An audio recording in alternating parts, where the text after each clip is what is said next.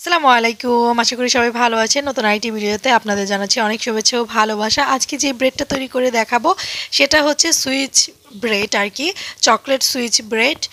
তো এই রুটিটা তৈরি করতে আমি এখানে হাফ কাপ পরিমাণ পানি ব্যবহার করছি, 3 টেবিল চামচ পরিমাণ ইস্ট ব্যবহার করছি। তো এটা হচ্ছে এরকম পানি, কুসুম গরম পানি। এই পানিটা কিন্তু অতটাও গরম হওয়া যাবে না, বেশি পরিমাণে গরম হলে কিন্তু মানে ফুলে উঠবে না আর কি, রুটিটা ফুলে উঠবে না। তো এইখানে আমি চিনি দিচ্ছি 3 টেবিল চামচ পরিমাণ, একটা ডিম দিয়ে নিচ্ছি, খুব ভালো করে এটাকে ফেটিয়ে নিব। আসলে অনেকেই প্রশ্ন করেন আটা দিয়ে আপনাদের হয় না, আসলে আপনারা গরম পানি বেশি ব্যবহার করেন, সেজন্যই।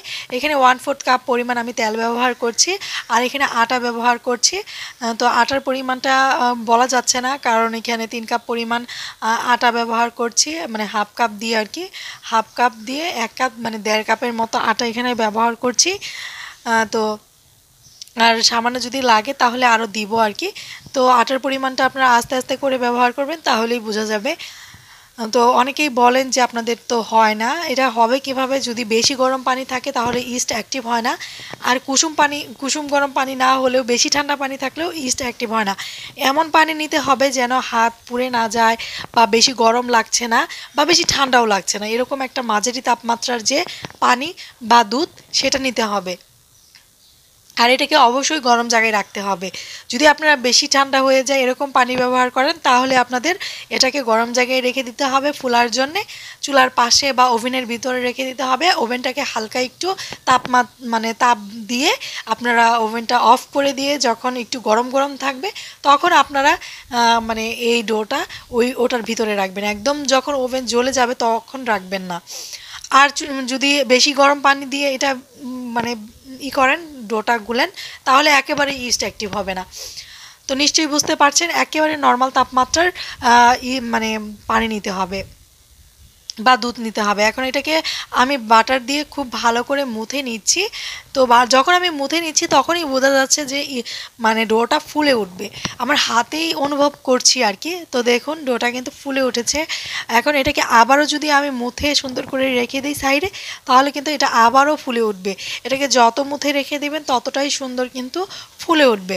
তো আমি যেহেতু অতক্ষণ পর্যন্ত অপেক্ষা করছি না, তো আপনাদের জাস্ট দেখাচ্ছি, সেজন্যই আর কি। আপনারা চাইলে আবারও মুথে নিতে পারেন। তো এখন আমি এটাকে সুন্দর করে ডোটা দুইটা আলাদা করে নেব, যেহেতু ভিতরে চকলেট লেয়ার রয়েছে, সেই জন্য দুইটা আলাদা করে একটাকে আমি চকলেট ফ্লেভার করে নিব। এটা সুইচ রুলের মতো একটা সুন্দর রুল হবে, সেটাই আর কি আপনাদের দেখাবো।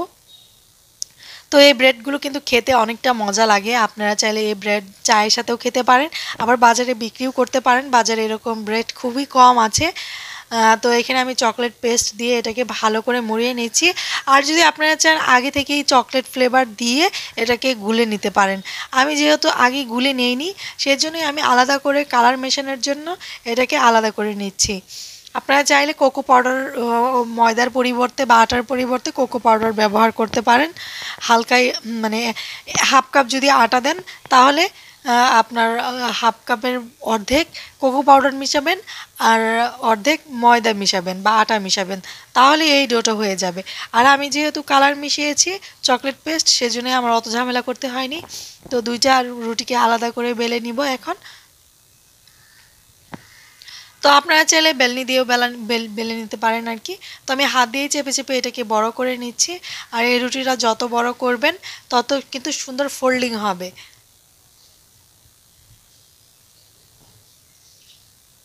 তো এই যে আমি রুটিটাকে হাত দিয়ে চেপে চেপে এই চকলেটটাও এখন চেপে চেপে এটাকেও বড় করে নেব। দুইটা রুটি একসাথে করে বেলে নেব। আপনারা চাইলে মানে যখন দুইটা রুটি একসাথে আপনারা বেলে দিবেন, তখন আরেকটু বেলনা দিয়ে বেলে একটু লম্বা করে নেবেন, তাহলে ফোল্ডিংটা হবে অনেক সুন্দর।